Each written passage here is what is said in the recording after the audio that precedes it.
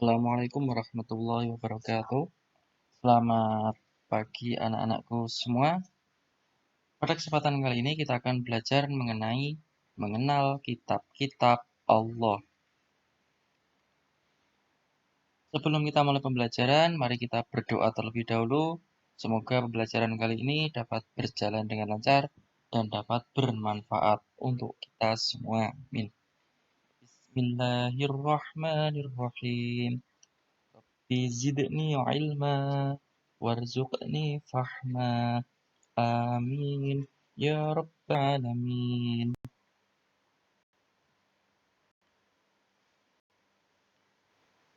Pada pembelajaran kali ini ya, tujuan pembelajaran yang akan kita capai, semoga saja ya diharapkan siswa nanti dapat mengenal kitab-kitab Allah. Yang kedua, mengetahui rasul yang menerima kitab Allah.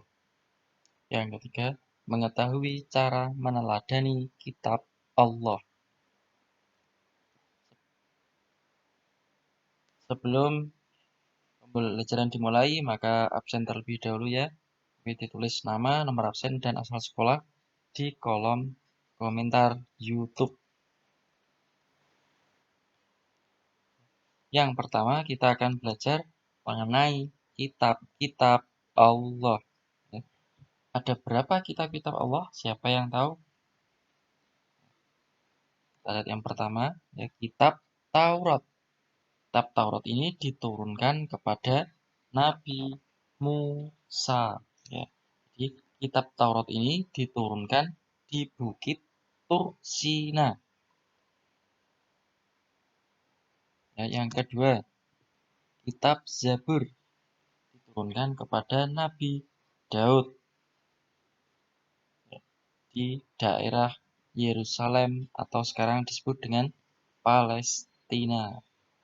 Kitab yang ketiga yaitu kitab Injil yang diturunkan kepada Nabi Isa, juga terdapat di daerah Yerusalem yang sekarang dikenal dengan Palestina. Kitab yang keempat yang sering kita pahami, kita baca, yaitu kitab Al-Quran yang diturunkan kepada Nabi Muhammad. Jadi, kitab-kitab Allah itu ada 4.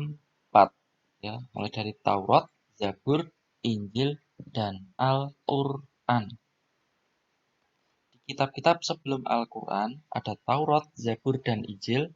Ini hanya perlu kita yakini, kita imani, kita percayai bahwa kitab tersebut merupakan kitab yang diturunkan dari Allah. Jadi kita tidak perlu mempelajarinya isinya apa. Karena apa? Sudah ada kitab Al-Quran.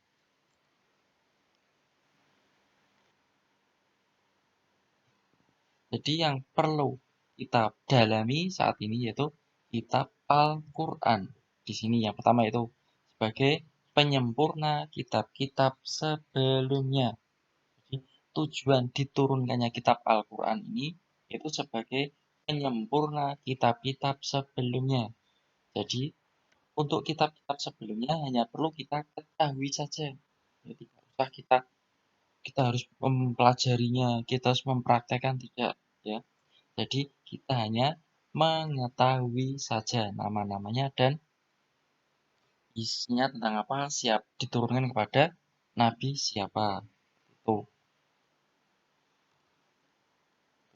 Yang kedua, kitab Al-Quran ini diturunkan Allah ya ketika Nabi Muhammad berada di Gua Hira. Ya, Gua Hira. Jadi pada tanggal 17 Ramadan. Terus yang menurunkan ya melalui malaikat Jibril. Yang diturunkan apa? Yaitu surat Al-Alaq ayat 1 sampai 5. Merupakan ayat yang pertama kali diturunkan oleh Allah kepada Nabi Muhammad melalui malaikat Jibril ya. Al-Alaq 1 sampai 5. Udah mulai dari Iqra bismi rabbikal ladzi khalaq Khalaqal insana min 'alaq. Tuh nanti sampai ayat 5 ya. Itu merupakan ayat yang pertama kali diturunkan Allah pada Nabi Muhammad melalui malaikat Jibril. Diturunkannya tidak langsung sekali satu Quran, ya, satu buku tidak, tapi berangsur-angsur selama 22 tahun, 2 bulan, dan 22 hari. Diturunkannya kitab Al-Quran ini terdapat di dua tempat. Yang pertama di Mekah. Kalau ayat yang diturunkan di Mekah atau sebelum Nabi Muhammad hijrah itu disebut surah Makkiyah. Jika diturunkan di kota Madinah setelah Nabi Muhammad hijrah, maka disebut surah Madaniyah. Ini merupakan nama lain dari kitab Al-Quran. Ada Alkitab yang berarti tulisan, ada Az-Zikru yang berarti peringatan, ada Al-Furqan yang berarti pembeda, Al-Huda yang berarti petunjuk, dan nanti masih ada yang lain lagi. Misalnya Al-Mubin itu penjelas, dan yang lainnya lagi ya.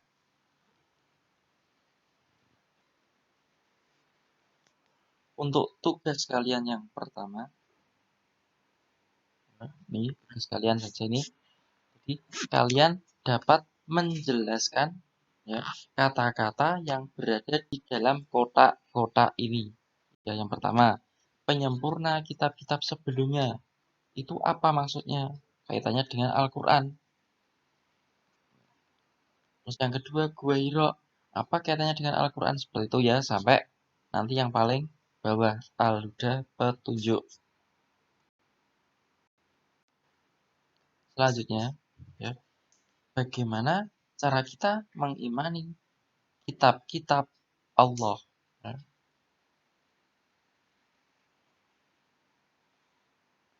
Untuk kitab-kitab sebelum Al-Quran, cara kita mengimani apa? Hanya mempercayai saja. Tidak perlu mempelajari, ya, lagi sampai uh, membaca setiap hari. Ya, jangan, nggak usah ya. Jadi yang kita baca setiap hari itu kitab Al-Quran. Di cara mengimani yang pertama itu kita beribadah kepada Allah. Caranya gimana? Misalnya dengan melaksanakan sholat 5 waktu, membayar zakat, berpuasa, itu cara kita beribadah kepada Allah, membaca Al-Quran, mengamalkan isi Al-Quran, itu merupakan cara mengimani kitab-kitab Allah. Yang kedua, berbuat baik terhadap sesama. Jadi, cara mengimani itu kita dapat mengamalkan dengan cara apa? Saling tolong menolong, saling menghargai. Itu merupakan isi dari Al-Quran ya, perintahkan itu. Wa ta'awanu 'alal birri wat taqwa. Ya, harus saling tolong menolong dalam hal kebaikan dan takwa. Terus itu kita berbuat baik terhadap makhluk Allah. Makhluk Allah itu apa? Ciptaan Allah. Dengan apa? Menjaga lingkungan sekitar. Paling mudah ya, tidak membuang sampah sembarangan. Itu mudah sekali. Terus misalnya kita menyiram tanaman, merawat hewan peliharaan, tidak menyakiti. Itu merupakan berbuat baik terhadap makhluk Allah. Selanjutnya, berbuat baik terhadap diri sendiri. Contohnya apa? Menjaga kebersihan diri. Kita mandi setiap hari. Oh, ada yang nggak mau mandi ketika liburan ini? Oh, ya, jangan sampai ya. Nah, meskipun kita di rumah tetap mandi, ya. Kasihan sebelah-sebelahnya.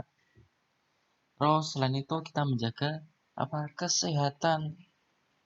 Makannya tetap teratur, ya. Tidur tetap teratur. Tidak gara-gara dalam pembelajaran daring seperti ini, makan seenaknya, tidur malam-malam, bangunnya kesiangan, tugas tidak dikerjakan. Nah, jangan sampai seperti itu ya.